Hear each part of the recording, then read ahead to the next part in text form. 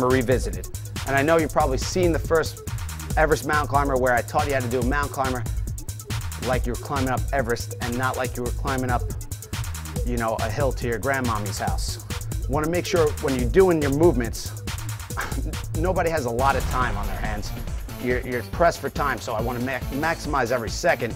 So when you're doing your mountain climbers, you might as well do these things seriously, getting the hips down nice and low, and there's just a couple things you can do. So I'm going to show you the Everest mountain climber, and just like a fine ingredient in your salad or your recipe, you're going to sprinkle it into your workout. If you have the DVD, you realize we use this move a lot. Why do we use it? Because it works so many different muscle groups in such a short amount of time. So let's break it down to the ground. So what's the principles? Mountain climbers, traditionally, the way I've seen them in my 5th grade gym class, is people move their feet just a little bit like that, if you're lucky. Most of it is just flailing back there.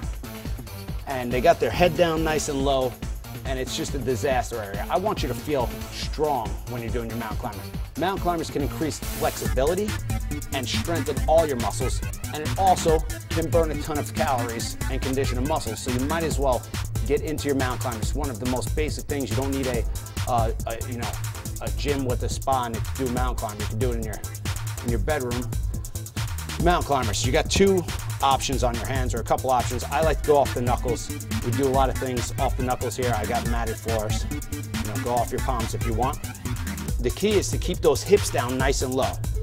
You want to pull the foot up high. I use it for a stretch as well. Just keeping the hips down nice and low. Pull your abs, your obliques, your hip flexor, your quad apart. Switch up sides. So you got it nice and slow as a stretch. So let's start with that. Couple switches, hips down nice and low. Shoulder blades are pinched together. That's important. Try not to let the back round out like that. Keep your chest out. Squeeze your biceps, squeeze your triceps, and tune your brain with the muscles. Switch it up, so we're stretching out nice. Now when you want to work out with this movement, just going to do it faster. But I advise you to, for a split second, if you can, brace yourself so you have both feet off the ground at one point or another. So they're switching in the air. I'm sure Ed will break out the slow motion effect. When you see that switch, it'll look like Superman. But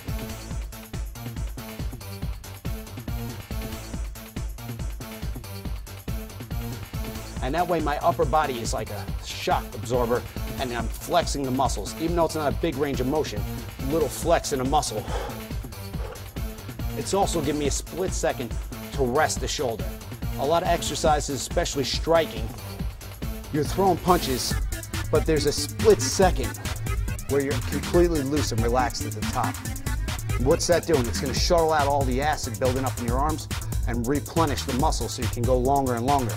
If you're at a constant state of tension, you're going to burn out very quickly on any exercise. You have to keep the muscle loose and relaxed, and put a little shake and vibration through it. Will help shuttle in more nutrients and some of that acid out. So when you're doing your mountain climber, for me, for instance, at the top, I'm taking a little rest bounce, just like when you're striking. That principle will apply broadly into all exercise. Hips down nice and low, really using the upper body, keeping your abs tight, your obliques tight. Switch and get them all up. Okay, so now you know the movement. You might have to practice it. You might not be in great shape yet. You'll get there. Just do the best you can with that movement. Now we're going to take that movement and we're going to put it into a little cycle you can do at home or wherever you are.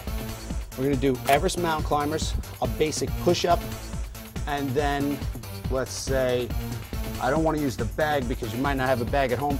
We'll do squats. No, we'll do Jersey turnpikes because I know you guys like that one. We got a lot of hits. Check that one out. So Everest mountain climbers, regular push-ups, and donkey squats. And why are we doing it this way? I don't want to come out with these crazy workouts, and we were talking about this with, let me name drop here, Venuto. We're just going to come out with a workout DVD called Normalcy instead of like these crazy workouts that you can't perform.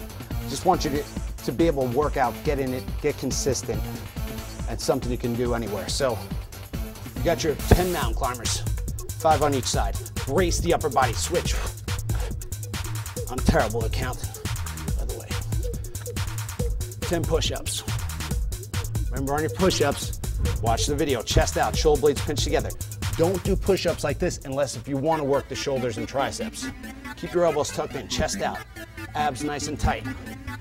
The number of push-ups you can do is not as important as you fully flexing the muscles at the top and hitting all the other muscles, your abs, your obliques, your quads, your butt, your hamstrings, your calves.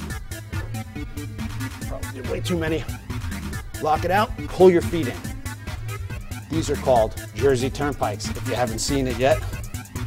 And yes, my knee is slightly over my toe. Watch our video on that so your head doesn't explode. And my knee's certainly not gonna explode from it. You're gonna straighten the legs out. Hands on the ground, drop your butt down. Straighten the legs out. Drop your butt down. Keeping your shoulder blades pinched together, lower back tight.